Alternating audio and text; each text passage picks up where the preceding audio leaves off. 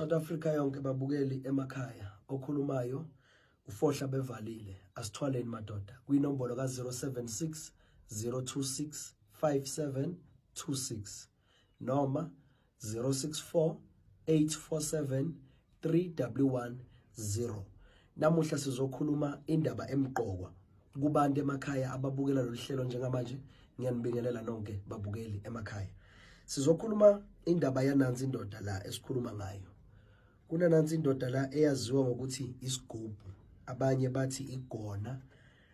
Lapho kusuke kuhlanganiswe khona kungaba imithi yenhlanhla, omunye athi ukwakhela ukuthi kube nemithi yokuvika ekhaya noma kuvikele okuthile noma kulwe nezitha noma kuvule inhlanhla.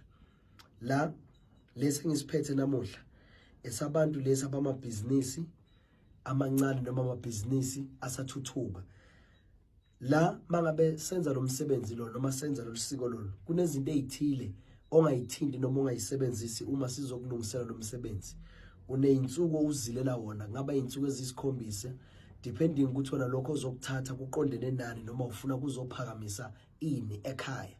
Noma ngabe futhi sekukhona sekungenile ekhaya, okwethu kwala ekhaya esigodlweni ngendlela okusebenza ngayo kunesiko lakhona okwenzelwa wona ukuze izokhona lento ukuthi ifike ihlangane nomsamo wakwenu noma nezidalwa zakwenu, kungabi khona izinto ezishayekayo ekhaya noma abantu abafayo. Abantu abaningi bayangazi ngezinto zokwenza izinto zomcebo, namanje ngisakwenza lokho, ngisawukhiqiza umkhiqizo onenhlanhla noma ophilayo ophilisa abantu. Abanye bayabuya bazobonga ngeindlela ezahlukahlukene ngokusebenza kwasesigodlweni, umsebenzi sisuke sesiwenzile. Kodwa namuhla ngithe ngithatha ithuba sibuke nansi indoda encane esibiza ngokuthi isigubhu noma indoda yamadoda, ngoba uma ngabe sekunalo noma ngabe isimo siyahamba sifika kwi-dry season, indlala uyizwa wena osuke unalelo business elithile elincane noma lo msebenzi umthile omncane owenzayo. Lesi esincane kungaba ukuthi sakho sisebenzisa for personal use. Uma ngithi for personal use kungaba ukuthi ibhizinisi awunalo, kodwa uma ngabe usebenzisa wena osikhulumisayo usibikele ukuthi kunomsebenzi endaweni ethile, ngifisa ukuqashwa endaweni ethile, ngifuna ukuthola ipromotion endaweni ethile, usikhulumise ngegama laso ozobe unikezwe sona mawuphuma naso lapha esigodlweni. Lena nje into yamadoda engiphethe la ukokwana. Ngibiza ukokwana igama layo ngoba kwavuswa lesipoko sokuhamba kwakuthiwa ukokwana engabuya naso le ezweni lasezangoza. Manje uma ngabe le ndoda isivuka isebenza uyayitshela ukokwana, ndoda yamadoda silwane semanzi, nina bezizwe nina bekuhamba nabakwaPaula, kusile ke madoda sesivukile njengamanje asambele siyosebenza. Imini okhulumayo uzibani okazibani, nganilandela la ekhawuthini izophakamisa inhlanhla yami personal, nivule izinto zami, nikhanyise izinto zami, kukhanye konke engufunayo kwenhlanhla kuhambe kahle. Nalabo engithi mina ngiphila nabo izinto zabo ziqhakaze, kungabi khona lapha abavaleleka khona. Usuthatha lama drop azophuma la.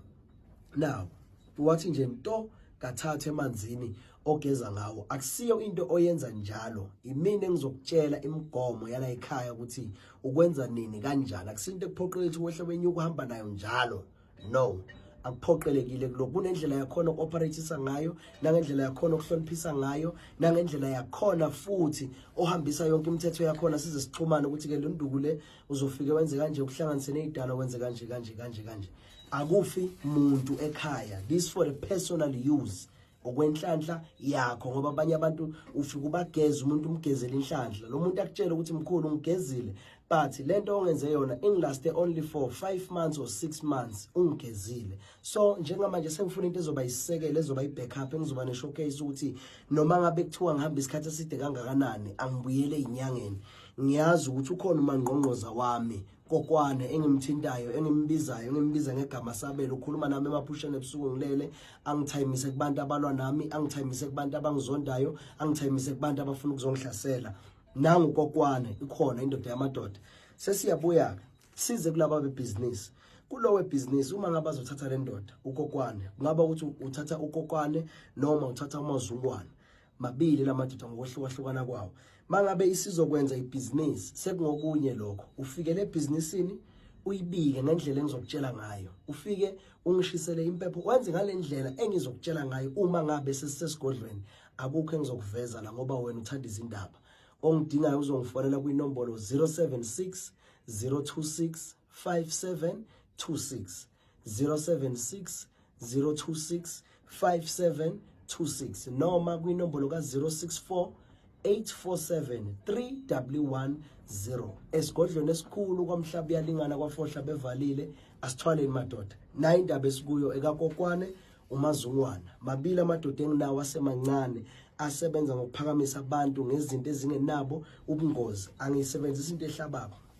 Unabantwana mina bayi15 abamabantwana abaphilako engiphila nabo la ekhaya uzobafica la egcekeni badlala bavikisana ngenyama kumnandi kunje yakukuhle sijabulile sihleli nezingane kuyisayini lokho ukukhomba ukuthi lento engihamba nayo ayibulali umuntu noma kusiyo into esebenza ngegazi. Kodwa uma ungidinga uyafona sikhulume sihlele isikhathi sokuba sibonana senze into ehambayo eserious. Anginaso isikhathi sokudlala la sikhuluma kule business. Uyayithatha le ndoda ufike uyalibika ibusiness lakho ulenza exactly lisengizokutshela lona le business lakho mawusulibikile wonke umsebenzi owenziwe ile ndoda ukufika kwayo imini engizokutshela ukuthi ke usubmitha kanjani kuye ukuhamba uye kuye ufike uyitshela indoda sengibonile 1 2 3 wenzile isuke seyifana no SARS empilweni yakho. Njalo ngenyanga kunesikhathi esithile ufuna uyibikela ngaso ukuthi hayi umsebenzi ngiyawubona manje usahamba kahle kule nyanga kanje kodwa manje ukuthi ukuphakamisa lapha ya noma uthi ukunyusa lapha yakhona la ngathi angisaboni kahle khona kunabantu abathile abamendleleni yethu yokusebenza ubone ukuthi Mazungwana wenza kanjani noma ubalwisa kanjani ngaleyo ndlela. Kodwa koyidingayo uyangifonela ungalenzi iphutha. Inamba yami ithi 076 026 5726 ngoba baningi abantu asebayibiza ngofohla. Uyeda umuntu onegama elithi asithwaleni madoda ufohla lokhuluma ubhekana naye njengamanje not omunye umuntu ngitholakala esigodlweni kwaMhlaba yalingana sike esinye isigodle ngisebenzela kuso ngaphandle kwaleso mawuzongithola kwenye indawo kuzobe kungasimi loyo ngoba ngidingayo bafika ekhaya senze umsebenzi siuqale siuphethe. Babukeli ngiyabonga ithuba sizophinde sibonane sesidingida olunye udaba ziyabuya esigodlweni kwaMhlaba yalingana noMazungwana.